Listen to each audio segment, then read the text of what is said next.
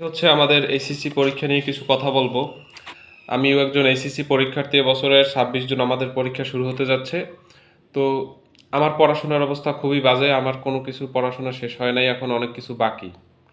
কিন্তু এখন দেখতেছি যে কিছু লোক হচ্ছে আন্দোলন করতেছে। আমি একজন এসএসসি 25 ব্যাচের লোক এবং আমার কোনো পড়া হয় নাই, শেষ হয় নাই। তারপরও আমি তাদের বিরোধিতা করতেছি, 100% বিরোধিতা করতেছি। তাদের এই ধরনের ডাম মেন্টালিটি কিভাবে আসে তাদের মাথায়, আমার মাথায় ধরে না। এরা কি পাগল নাকি গাঞ্জা গঞ্জা খাইয়ে আইছে? ওগো যে গাইল দিতে মন চাইতেছে, মন চায়।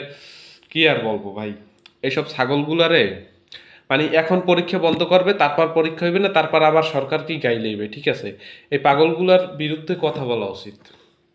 তারা 3টা দাবি জানাইছে। প্রথম দাবি হলো করোনার জন্য নাকি পরীক্ষা, করোনা যখন শেষ হবে তখন হচ্ছে তাদের ইয়া করতে হবে, পরীক্ষা শুরু করতে হবে।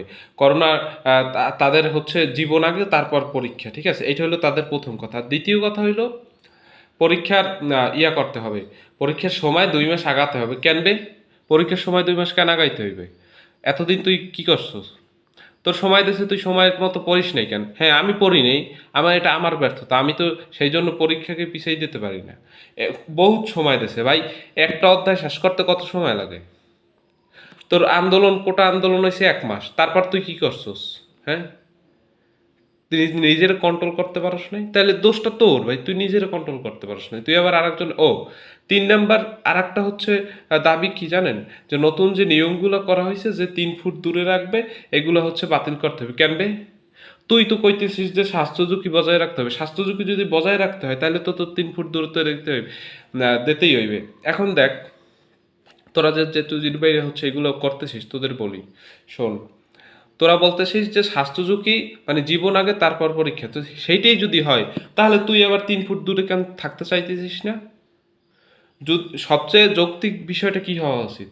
যে স্বাস্থ্য ঝুঁকি বিষয়টা দেখতে হবে। সেটা হচ্ছে আহ, পরীক্ষাও যেন লাঠিও সাপও মরে, আবার লাঠিও না ভাঙে, এইটা দেখতে হবে। পরীক্ষাটাও ঠিক টাইমে নিতে হবে, আবার স্বাস্থ্য ঝুঁকিটার ব্যাপারটাও দেখতে হবে। তাহলে কি করা উচিত? যে স্টুডেন্টদের হচ্ছে দূরত্ব বজায় রেখে পরীক্ষাটা নেওয়া, যাতে করে হচ্ছে করোনা না ছড়ায়। তারপর মাস্ক পরে হচ্ছে স্বাস্থ্যবিধি মেনে চলা, এবং পরীক্ষাটা নেওয়া। আপনারা এইটা বুঝেন যে এই করোনার জন্য যে এতগুলো বছর পরীক্ষা দেরিতে হয়েছে, সিলেবাস শর্ট সিলেবাস হয়ে গেছে, এতে কি স্টুডেন্টদের লাভ হয়েছে না ক্ষতি হয়েছে? এখন দেখেন কতগুলো স্টুডেন্টের ক্ষতি হইতেছে। 24 ব্যাচের পরীক্ষা দেরিতে হয়েছে, এতে কি তাদের লাভ হয়েছে? তারা নিশ্চয়ই যে এটা ভুগবে, এটার সমস্যায় পড়বে। ঠিক আছে, তারপর 24 মাসের পরীক্ষাই হয় নাই রে ভাই। মানে কি আর বলবো? তাইলে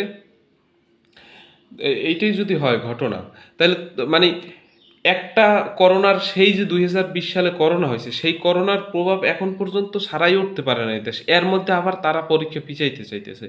মানে এইচএসসির যে পরীক্ষার টাইম লাইন, ঠিক আছে, সেই টাইম লাইনটা কিন্তু হচ্ছে একটু বাড়ানো আছে। ঠিক আছে, একেবারে নর্মালি যে টাইমে হয় সেই টাইমে কিন্তু এবার পরীক্ষা হইতেছে না। মানে একটু আর কি ইয়া করছে। ঠিক আছে, আস্তে আস্তে কিন্তু চেষ্টা করতেছে আগে যে টাইমে পরীক্ষাটা তো সেই টাইমে আনতে। মানে সেই কত 3-4 বছর আগের ঘটনার জন্য এখনো মানুষ সাফার করতেছে, এখনো মানুষের লাইফ ঠিক একটা পর্যায়ে আসতে পারে নাই, এখনো কিছু হালকা সমস্যা আছে, এখন আস্তে আস্তে আসতেছে।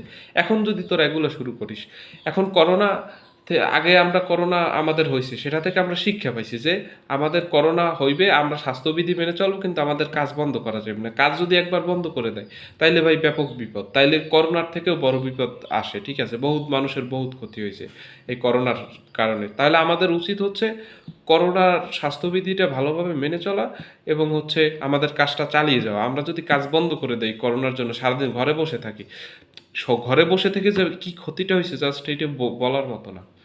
এই যে 2020 সাল, প্রত্যেকটা স্টুডেন্ট কি করছে, তাদের সারাদিন গেম খেলতো, মানে পাগলের মতো অবস্থা। ঠিক আছে, জীবনটাই নষ্ট হয়ে গেছিল অনেকের। এখনো তো এখনো তো বাচ্চা পোলাপান যারা 3-4-এ মানে 1-2-তে এককালে বাচ্চা ছিল, তারা 1 বছর 2 বছর পড়াশোনা করে না। এখন তারা আহ, বাংলাও ঠিক মতো দেখে পড়তে পারে না, অনেক জায়গায় আছে। যারা বাপ মা একটু শিক্ষিত, ঠিক আছে, একটু শহরে থাকে, তারা হয়তো বা হাতে ধরে পড়াইছে, কিন্তু গ্রামে যারা আছে তাদের অনেকের অবস্থাই বাজে। আমরা 4-5-6-এ থাকতে আমরা মোটামুটি হচ্ছে, আমি গ্রামে থাকছি কিন্তু আমি মোটামুটি বাংলা রিডিং পড়তে পারতাম, ইংলিশ মোটামুটি রিডিং পড়তে পারতাম। কিন্তু এখন দেখি যে গ্রামের অনেক ছেলেপেলে হচ্ছে এই 6-7 পড়ে কিন্তু বাংলা রিডিং পড়তে পারতেছে না। এটার কারণ কি? এটার কারণ হচ্ছে সেই করোনার বন্ধ রে ভাই।